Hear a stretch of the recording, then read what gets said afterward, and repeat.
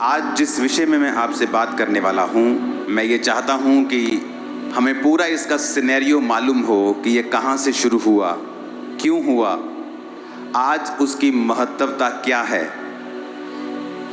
क्या ये एक सिंपल रीति रिवाज है जो मुझे करना है क्योंकि आज से कुछ साल पहले ऐसा हुआ था, या मुझे ये क्यों करना है। आज इसका मतलब क्या है जो आप अपने हाथों में खजूरों की डालियों को लेके आए हैं। जीसस क्राइस्ट के जन्म के 500 के करीब साल पहले एक भविष्यवाणी हुई थी जकरिया 9 उसकी 9 आयत में। वो भविष्यवाणी थी, उसको हम स्क्रीन के ऊपर पढ़ेंगे। हे सिय्योन, बहुत ही मगन हो, हे यरूशलेम, जय जयकार कर, क्योंकि तेरा राजा तेरे पास आएगा। वह धर्मी और उद्धार पाया हुआ है, वह दीन है और वह गधे पर वरन गधी के बच्चे पर चढ़ा हुआ आएगा। ये एक प्रोफेसी थी परमेश्वर के लिए। यीशु मसीह के जन्म के 500 साल पहले एक भविष्यवाणी हुई थी और कहा गया था कि तेरा राजा तेरे पास जब आएगा वो गधे के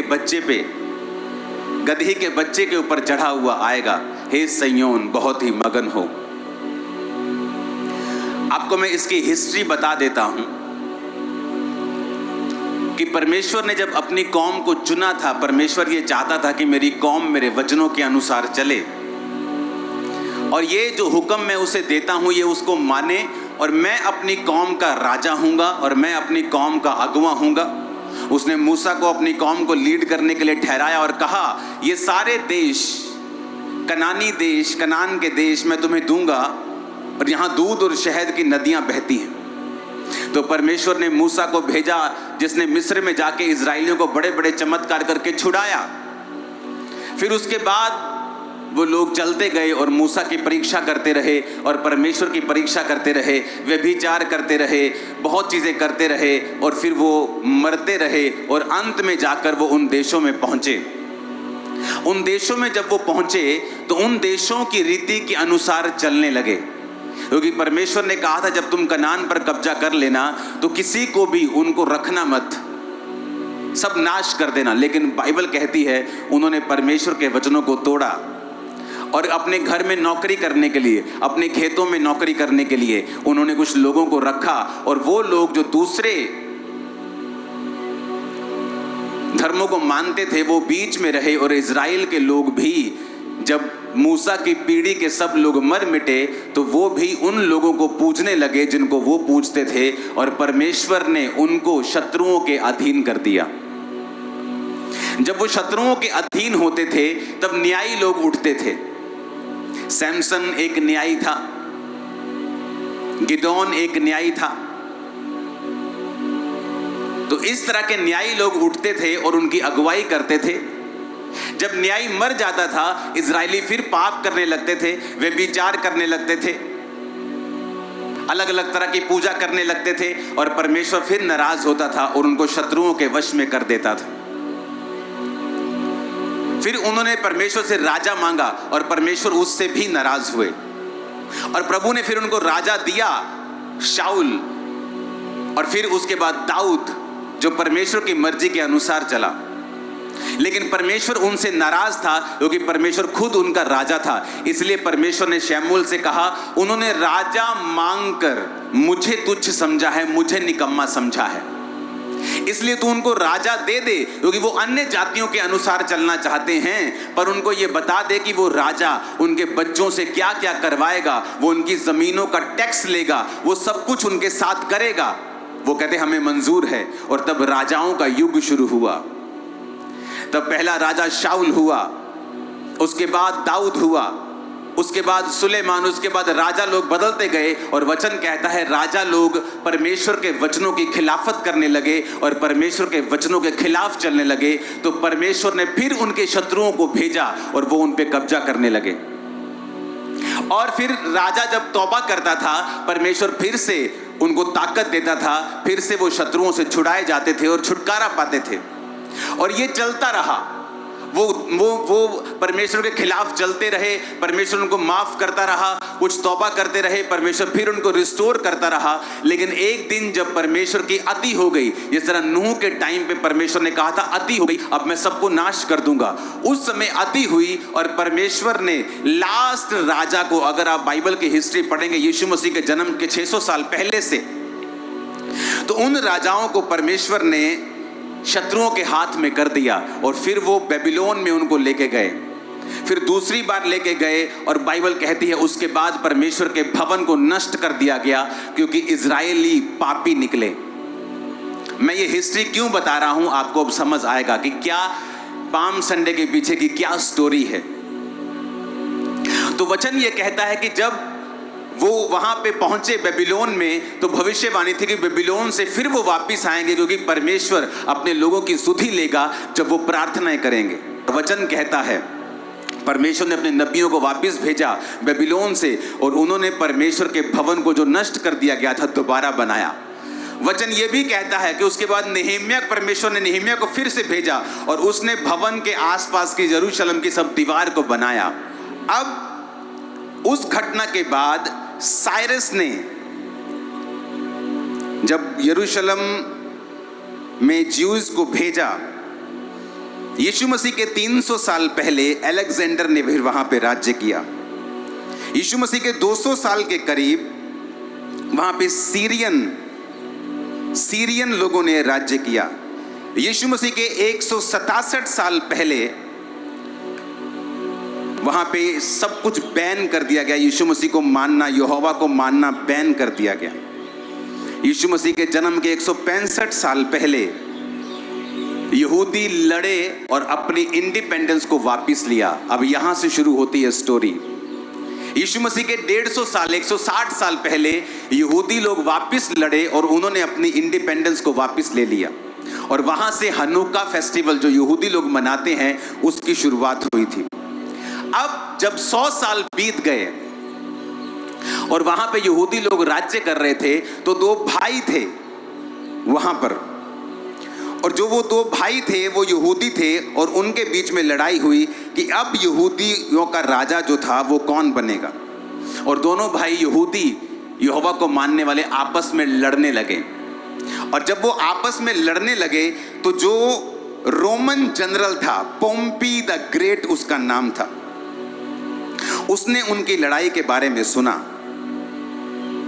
और दोनों भाइयों ने मिस्टेक ये की कि यहोवा को मानते हुए एक अन्य जाति रोमन जनरल को कहा। दोनों भाइयों ने अपनी अपनी जगह से चिट्ठी भेजी कि हम दोनों आपस में लड़ रहे हैं, मैं राजा बनना चाहता हूं, ये राजा बनना चाहता है, तो मेरी ओर से लड़। और एक अन्य जाति राजे को अपने घर की सारी सिचुएशन बता दी। जब अन्य जाति राजे को सारी सिचुएशन मालूम हुई कि ये 2 यहूदी जिन्होंने यहूदा को अभी इंडिपेंडेंस लिए इजराइल को 100 साल हो गए थे, अब ये यहाँ पे लड़ाई शुरू हो चुकी, सिविल वॉर टाइप गृह युद्ध शुरू हो चुका है कि अब राजा कौन बनेगा। और उसने डिसाइड किया कि वो आएगा और कब्जा करेगा। और यीशु मसीह के जन्म के 6 दशक पहले उसने वहां पे कब्जा कर लिया और वहां पर उस लड़ाई का फायदा उठा के कि एक भाई कह रहा है मेरी ओर से लड़, दूसरा कह रहा है मेरी ओर से लड़, और उसने दोनों के ऊपर कब्जा किया और वहां से रोमन शासन की शुरुआत हुई, जिस शासन में प्रभु यीशु मसीह ने जन्म लिया। अब ध्यान से समझना, जब यहां पर आपको 60-70 साल हो चुके हैं रोमन शासन के अधीन, तब लोगों ने वचन को निकाला और वचन में लिखा था, देख सिय्योन मगन हो, क्योंकि जय जयकार कर, क्योंकि तेरा राजा तेरे पास आएगा। उनको मालूम था कि ये प्रोफेसी जो है अभी पूरी नहीं हुई है, क्योंकि कोई भी राजा गधी के बच्चे के ऊपर बैठकर हमारे पास नहीं आया है। उन्हें यह मालूम था कि अब हमसे गलती हो गई है कि हमने अपने दुश्मन को इनवाइट किया है, हमने एक अन्य जाति को, स्वर्गदूतों का न्याय करेंगे, हम वचन कहता है, हम विश्वासी लोग स्वर्गदूतों का न्याय करेंगे। और इसलिए वचन कहता है, क्या तुम अपने झगड़ों का न्याय नहीं कर सकते हो? तुम अन्य जातियों को इनवाइट करते हो कि तुम्हारे झगड़ों का न्याय करें? क्या तुम्हें शर्म नहीं आती है? और वचन कहता है लोगों को मालूम था ये प्रोफेसी के बारे में, क्योंकि ये यीशु मसीह के जन्म के 500 साल पहले लिखी गई थी। यानी जब ये हो रहा था रोमी शासन, ये उसके 450 साल पहले की बात है कि उसने कहा था सिय्योन बहुत ही मगन हो, हे यरूशलेम जय जयकार कर, क्योंकि तेरा राजा तेरे पास आएगा, वो धर्मी उद्धार पाया हुआ, वो दीन है, वो गधे वरन गधी के बच्चे पर चढ़ा हुआ आएगा। उनको एक आस थी, क्योंकि वो 100 साल की इंडिपेंडेंस जो उन्होंने ली थी, वो 100 साल जो उन्होंने आजादी में जिए थे, अब उनकी गलती की वजह से, उनके पाप की वजह से फिर से रोमी उन पर शासन कर रहे थे, मनमानियां कर रहे थे, मनमाने टैक्स ले रहे थे, मनमानी चीजें उनके साथ कर रहे थे, धार्मिक आजादी वहां पे खत्म हो चुकी थी। तो उनको वो प्रोफेसी याद थी कि प्रोफेसी है कि परमेश्वर अपने राजाओं, अपने राजे को भेजेगा। लूका 19:28 कहता है ये कहकर वे यरूशलेम की ओर उनके आगे आगे चला। जब वह जैतून नामक पहाड़ पर बेतफगे और बेतनिया के पास पहुंचा तो उसने अपने चेलों में से 2 को ये कह के भेजा, ऊंची आवाज में कहो हालेलुया। कहता सामने के गांव में जाओ, उसमें पहुंचते ही एक गधी का बच्चा जिस पर कभी कोई नहीं चढ़ा बंधा हुआ तुम्हें मिलेगा, उसे खोल कर ले आओ। जे कोई तेनू तानू पूछे ओ क्यों खोल दे इनू तुही, तो उनसे कहना कि ये परमेश्वर प्रभु यीशु मसीह को चाहिए। जो भेजे गए थे उन्होंने जाकर जैसा उनसे कहा गया था वैसा ही पाया। जब वो गधे के बच्चे को खोल रहे थे तो उसके मालिकों ने कहा क्यों खोलते हो इसे? चेलों ने कहा प्रभु को इसका प्रयोजन है।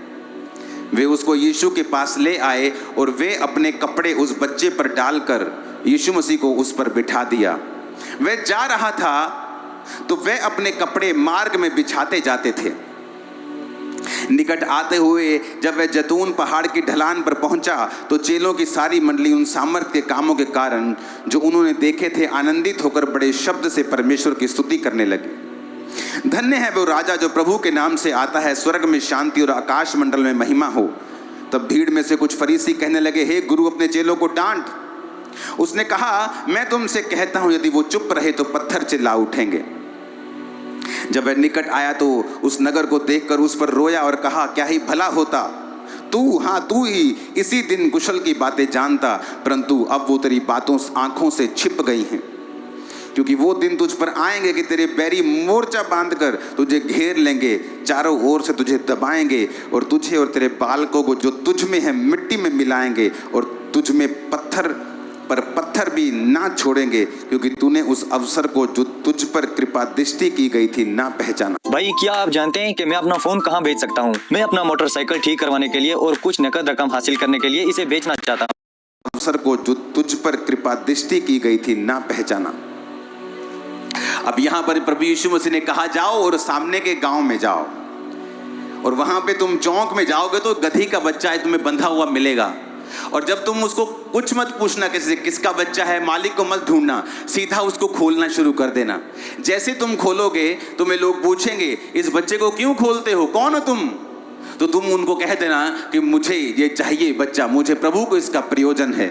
और जब वो गांव में पहुंचे और बच्चे को खोलने लगे, जैसे ही खोलने लगे यीशु मसीह ने जो कहा था वो पूरा हुआ और मालिक की आवाज आई, ए क्यों खोल दे इनू? और प्रभु नु चाहिए भाजी। यीशु मसीह ने भेजा था